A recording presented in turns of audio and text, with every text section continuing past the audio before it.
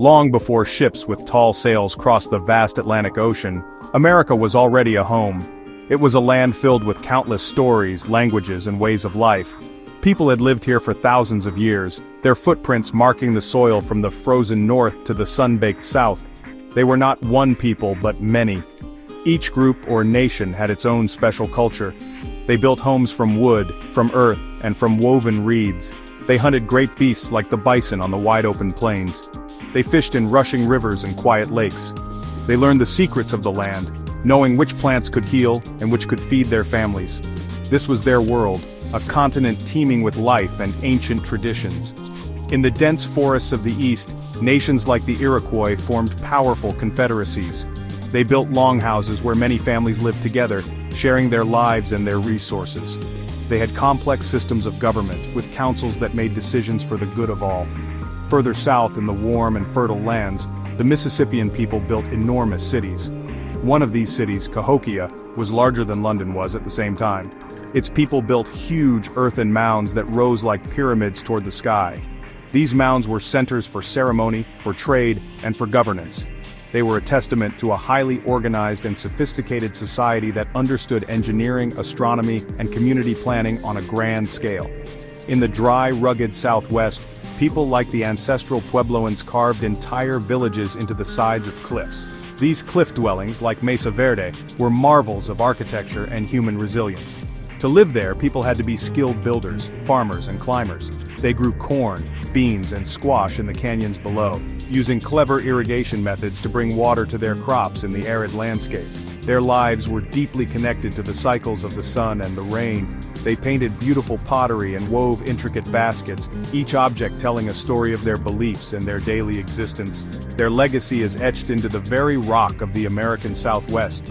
Across this vast continent, from the Pacific Northwest where people carved towering totem poles to the Great Plains where nomadic life followed the great bison herds, diversity was the hallmark of Native America. These were not simple, primitive societies. They were complex, dynamic, and deeply spiritual civilizations. They had rich oral histories, passing down tales of creation and heroism from one generation to the next. They had art, music, and science. They had trade networks that stretched for thousands of miles, connecting different cultures and economies. This was the America that existed for millennia, a rich tapestry of human experience woven into the very fabric of the land. The year 1492 changed everything. A sailor named Christopher Columbus, sailing for Spain, landed on an island in the Caribbean. He was looking for a new trade route to Asia, but he found something else entirely, a continent unknown to Europeans. He called the people he met Indians because he thought he had reached the Indies. His arrival was like a stone tossed into a calm pond, sending ripples of change across the entire land. Soon ships from Spain, France, England, and other European countries began to cross the ocean. They came for many reasons: for gold, for land, for religious freedom, and for a new start in life. They saw America as a new world, a place of endless opportunity. For the native people, however, this was not a new world. It was their old world, and it was being turned upside down. The arrival of Europeans brought conflict and catastrophe. The newcomers brought diseases like smallpox and measles that the Native Americans had never encountered before. Their bodies had no immunity, and these illnesses swept through villages and cities, killing millions of people. In some places, entire communities vanished. It was a devastating blow, a silent and invisible enemy that weakened native nations more than any weapon could. This great dying was one of the most tragic consequences of the encounter between two worlds. The Europeans also wanted the land. They had different ideas about ownership. To many Native American cultures, land was not something a person could own, like a tool or a blanket. It was a shared resource, a sacred trust for everyone to use and care for. But the colonists wanted to build fences, to create private farms and towns. This fundamental disagreement led to constant conflict. The French often focused on the fur trade, building relationships with some native tribes. The Spanish sought gold and established missions to convert people to Christianity. The English, however, came to settle and farm, pushing native peoples off their ancestral lands piece by piece. This period, known as the colonial era, was a time of immense struggle and change. Native Americans did not simply give up. They fought back, forming alliances and resisting the newcomers' advance for generations. They also adapted. trading with the Europeans and adopting new tools like metal pots and guns. But the balance of power was shifting. The colonist population grew steadily, and their demand for land became more and more intense. The old ways of life were under constant threat. The collision of these two worlds created a new, often violent and deeply complicated reality on the American continent, setting the stage for centuries of conflict to come. As the years passed, the English colonies in America grew and prospered. 13 separate colonies dotted the Atlantic coast, each with its own character. They were populated by people who had left their old lives behind for a chance at something better. They were farmers, merchants, and artisans who were building a new society far from the King of England. Over time, they started to see themselves not just as English subjects, but as something new, Americans. They grew used to making their own decisions in local assemblies and town meetings. They were proud of their hard work and their independence. This growing sense of a unique identity was a powerful force. The trouble began when England, after fighting an expensive war with France, decided it needed more money from its American colonies. The British Parliament started passing new laws and taxes without asking the colonists for their consent. One law, the Stamp Act, taxed all sorts of paper goods from newspapers to legal documents. Another, the Townshend Acts, taxed things like glass, paint, and tea. To the colonists, this was unfair. They had no representatives in Parliament to speak for them. They rallied around a powerful slogan, "No taxation without representation." It was a simple, clear demand for fairness and a voice in their own government. Tensions grew higher and higher. In Boston, British soldiers fired on a crowd of protesters in what became known as the Boston Massacre. Later, a group of colonists, disguised as Native Americans, dumped a shipload of British tea into Boston Harbor to protest the tea tax. This event, the Boston Tea Party, was a bold act of defiance. King George III and Parliament were furious. They responded with even harsher laws, closing the port of Boston and taking away many of the colonists' rights. Instead of crushing the rebellion, these actions united the colonies. They knew they had to stand together or lose their freedoms one by one. Leaders from the colonies met in a group called the Continental Congress. At first, they hoped to find a peaceful solution, but as the fighting began, with battles at Lexington and Concord, the idea of breaking away from England entirely took hold. On July 4, 1776, they adopted a remarkable document, the Declaration of Independence. Written mainly by Thomas Jefferson, it declared that the colonies were now free and independent states. It also stated a revolutionary idea that all men are created equal and have the right to life, liberty, and the pursuit of happiness. The war for independence would be long and difficult, but the dream of a new nation founded on liberty had been born. After winning the Revolutionary War, the new United States faced a huge challenge. How do you build a country from scratch? The first attempt at a government was called the Articles of Confederation. It created a loose alliance of states, where each state had most of the power. The central government was very weak. It could not collect taxes to pay its bills or raise an army to defend the nation. It soon became clear that this system was not working. The young country was in danger of falling apart. Leaders like George Washington, James Madison, and Alexander Hamilton knew something had to be done. In the summer of 1787, delegates from the states met in Philadelphia. Their job was to fix the Articles of Confederation, but they soon decided to start over. For months, they debated and argued in secret, behind closed doors. They were trying to create a new kind of government, one that was strong enough to lead the nation but not so strong that it would take away the people's liberty. They had to balance the interests of big states and small states, and of northern states and southern states. It was a difficult and delicate task. The result of their work was the United States Constitution. The Constitution was a brilliant plan for a new government. It began with the powerful words, "We the people," showing that the government's power came from its citizens, not from a king. It created a federal system, dividing power between the national government and the state governments. It also separated the national government's power into three branches. The legislative branch, Congress, would make the laws. The executive branch, led by the president, would carry out the laws. And the judicial branch, the Supreme Court, would interpret the laws. This separation of powers, along with a system of checks and balances, was designed to prevent any one part of the government from becoming too powerful. Even with this clever design, many people were still afraid the new government would be too strong. They worried it would trample on their rights. just as the British king had done. To address these fears, the framers added the Bill of Rights. These are the first 10 amendments or changes to the Constitution. They guaranteed basic freedoms for all citizens, such as freedom of speech, freedom of religion, and the right to a fair trial. With the promise of a Bill of Rights, the states agreed to ratify or approve the Constitution. In 1789, the new government was launched, with George Washington as the first president. The great American experiment in self-government had officially begun. With a new government in place, the young United States began to look westward. Beyond the Appalachian Mountains lay a vast, sprawling continent.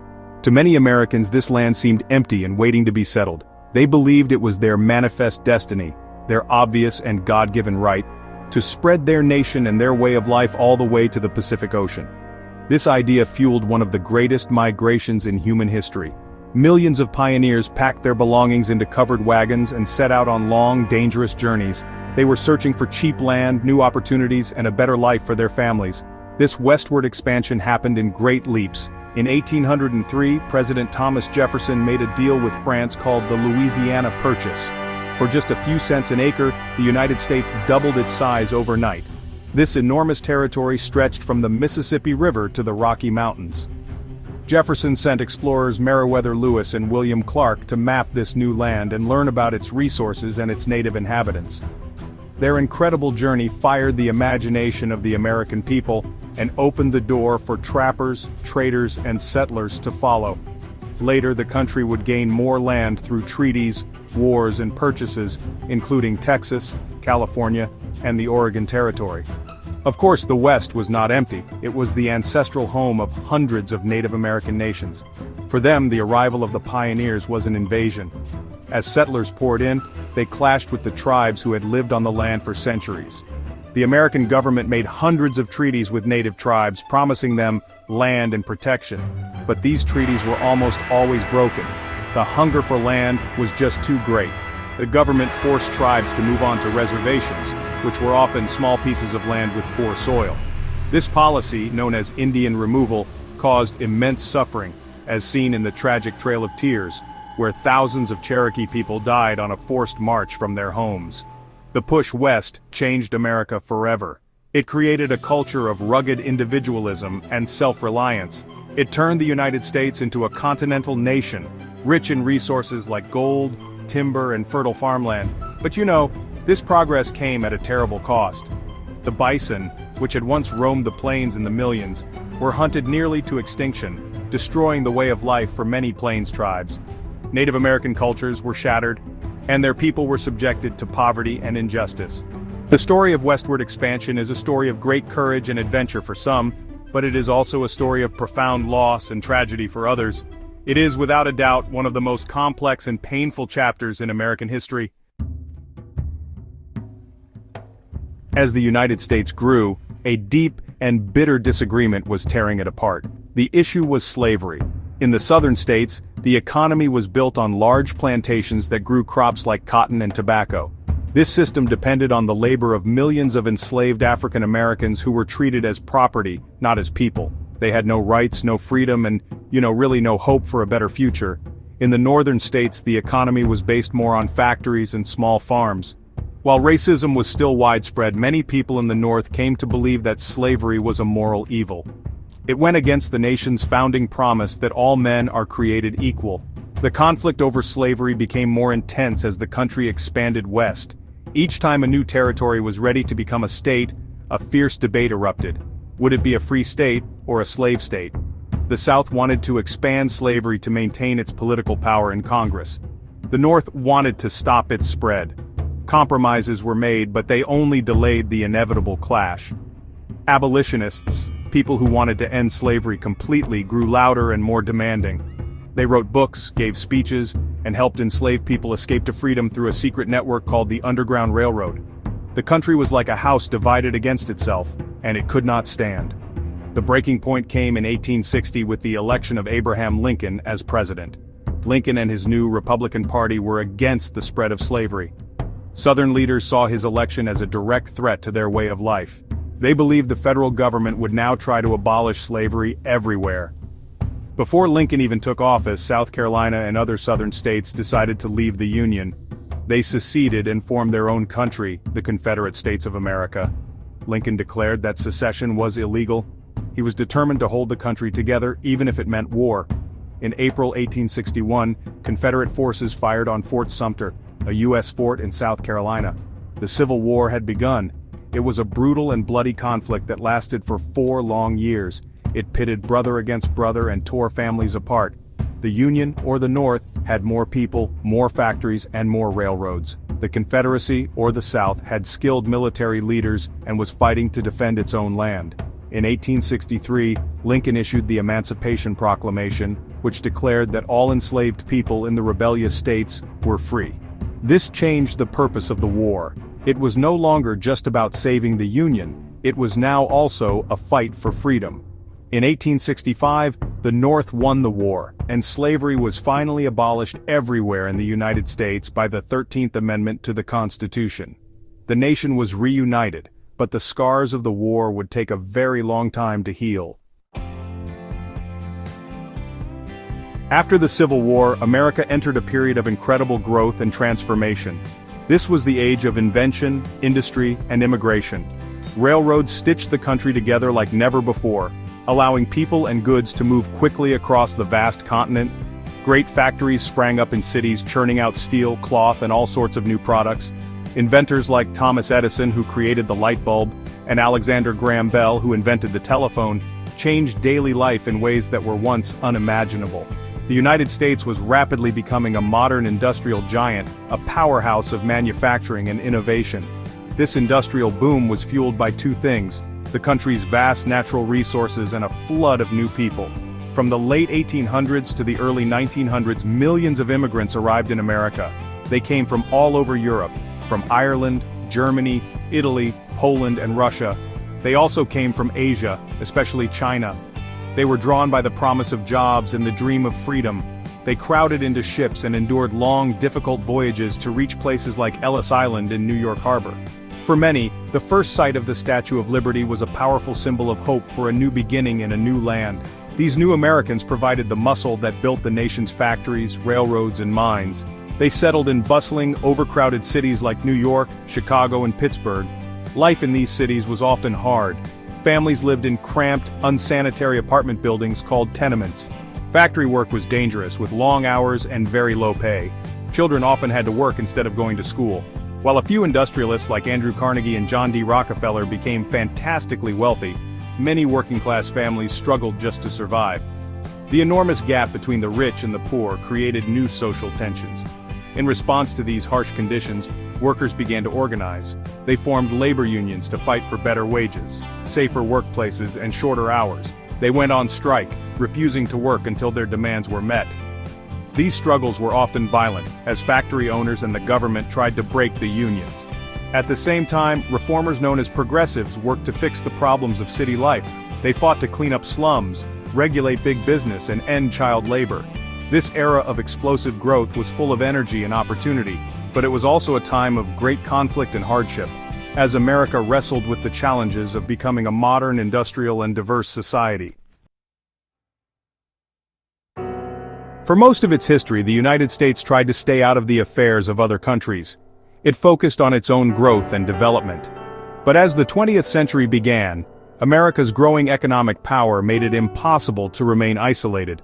The world was getting smaller, and events happening far across the ocean were starting to have a big impact at home. This new reality became clear in 1914, when a massive war broke out in Europe.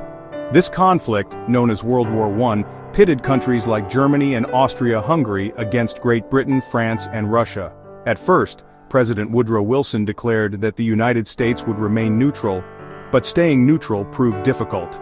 Germany was using submarines called U-boats to sink ships in the Atlantic Ocean. In 1915, a German U-boat sank the British passenger ship Lusitania, and over 100 Americans were killed. The American public was outraged. Finally, in 1917, after Germany continued its unrestricted submarine warfare and tried to get Mexico to attack the U.S., America entered the war. The arrival of fresh American soldiers helped tip the balance, and the war ended in 1918. President Wilson hoped to build a lasting peace. He proposed a League of Nations, an organization where countries could solve their problems without fighting.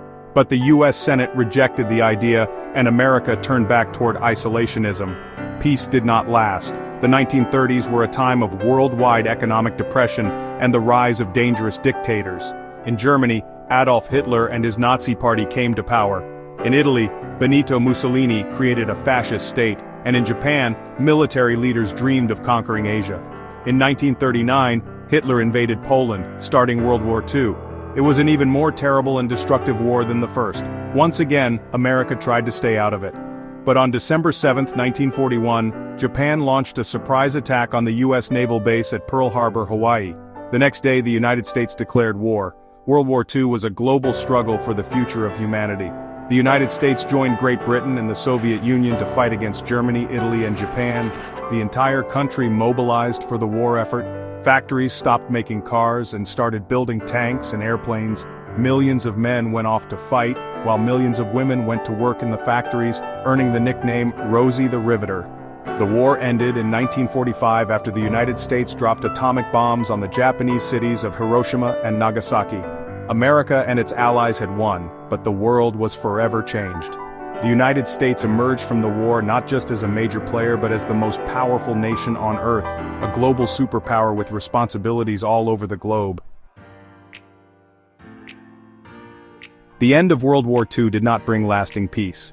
Instead, it marked the beginning of a long, tense rivalry between the world's two new superpowers, the United States and the Soviet Union. This conflict was called the Cold War. It was a struggle between two completely different ways of life. The United States stood for democracy and capitalism. The Soviet Union stood for communism and dictatorship. The two sides never fought each other directly in a major war, but they competed for influence all over the world. The threat of nuclear war loomed over everything, as both countries built thousands of powerful atomic weapons. The Cold War had many fronts. It led to a space race as both nations competed to be the first to explore outer space. The Soviets launched the first satellite, Sputnik, but the United States won the race to the moon when astronaut Neil Armstrong took his famous one small step in 1969. The Cold War also led to real wars called proxy wars in places like Korea and Vietnam. American soldiers were sent to fight against communist forces in these countries. The Vietnam War was especially long and divisive. It caused massive protests at home and made many Americans question their government's role in the world. The Cold War finally ended around 1991 when the Soviet Union collapsed. At home, another kind of struggle was taking place. This was the fight for civil rights. For a century after the Civil War, African Americans, especially in the South, were still treated as second-class citizens. They faced segregation, discrimination, and violence. Led by inspiring figures like Dr. Martin Luther King Jr., people organized marches, boycotts, and protests to demand equal rights. The civil rights movement won major victories like the Civil Rights Act of 1964, which outlawed segregation. This movement inspired other groups, including women, Latinos, Native Americans, and gay and lesbian Americans, to fight for their own equality, changing the face of American society. The story of America continues to be written every day. The 21st century brought new challenges. The terrorist attacks of September 11, 2001 led to long wars in the Middle East and new concerns about security. A major financial crisis in 2008 shook the economy. But the century has also seen moments of great hope, like the election of Barack Obama, the first African-American president, in 2008. Technology, from the internet to smartphones, has connected us in new ways, but also created new divisions. Today, America faces challenges like political polarization, economic inequality, and climate change. Yet, its strength has always been its ability to change and adapt. The epic journey of America, with its constant struggle to live up to its founding ideals of liberty and justice for all, is far from over.